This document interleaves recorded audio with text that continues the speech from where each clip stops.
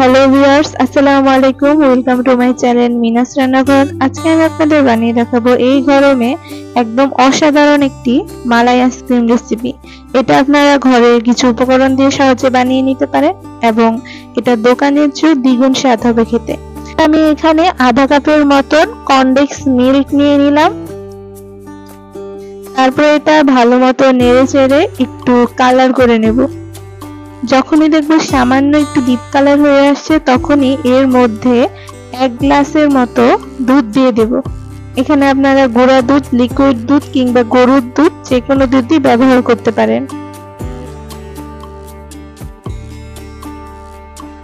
ড্যানিশের সাথে দুধগুলো ভালো মতো নেড়ে চেড়ে নেব এবং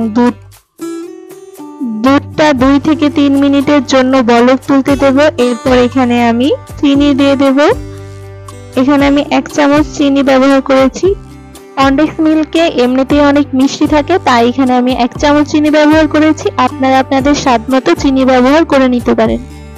এবার আমি একটি বাটিতে 1 চামচের মতন দুধ আলাদা করে নিলাম। তারপর এর মধ্যে 1 চামচ কাস্টার্ড পাউডার দিয়ে দিলাম। কাস্টার্ড পাউডারটা দিলে খুবই সুন্দর একটা ফ্লেভার আসে। কাস্টার্ড পাউডারটা দুধের সাথে ভালো মতো মিশিয়ে দুধের উপকরণের মধ্যে দিয়ে দেব। দুধের মধ্যে কাস্টার্ড পাউডার দিয়ে দিলে হবে কি জমাট বেঁধে যাবে, এর জন্য আলাদা একটি বাটিতে নিয়ে ভালো মতো মিশিয়ে ঢেলে দেব। দেখা যাচ্ছে সামান্য একটু ঘন হয়ে আসছে, এমন অবস্থায় নামিয়ে নেব। ঠান্ডা করে নেব, সামান্য একটু ঠান্ডা করে তারপর এটা একটা মোল্ডের মধ্যে ঢেলে নেব। আপনারা যে কোনো টাইপের মোল্ড কিংবা গ্লাসের মধ্যে ঢেলে করতে পারেন।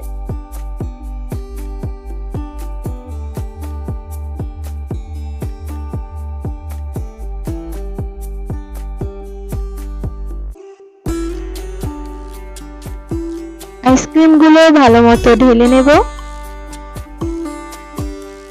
আইসক্রিমগুলো ভালো মতো ঢেলে নেওয়া হয়ে গেলে এবার এর মধ্যে একটি ফয়েল পেপার দিয়ে দিব।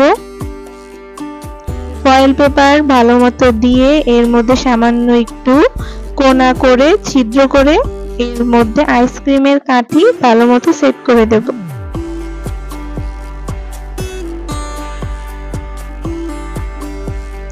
এই আইসক্রিমটা বানাতে খুবই সহজ এবং খেতে খুবই অসাধারণ হবে। আইসক্রিমটা ভালো মতো ঢেলে নিয়ে কাঠি দেওয়ার পর এটা 5 থেকে 6 ঘন্টার জন্য ডিপ ফ্রিজে রেখে দেব। 5 থেকে 6 ঘন্টার পর নামিয়ে নেব। ফয়েল পেপারটা উঠিয়ে দেখা যাচ্ছে আইসক্রিমটা খুব ভালো মতো জমে গেছে এবং আইসক্রিমটা খুবই ক্রিমি ভাব হয়েছে এবং খেতেও খুবই মজাদার হবে। মুখে দিলে খুবই সহজে মিশে যাওয়ার মতো একটা আইসক্রিম এবং খেতে খুবই অসাধারণ। বড় কিংবা ছোট সবাই খেয়ে এই আইসক্রিমের প্রশংসা করবে। বাড়িতে থাকা অল্প উপকরণ দিয়ে আইসক্রিমটি বানিয়ে নিতে পারেন। আর আমার ভিডিওটি ভালো লাগলে লাইক, কমেন্ট এবং সাবস্ক্রাইব করবেন। সবাইকে অসংখ্য ধন্যবাদ।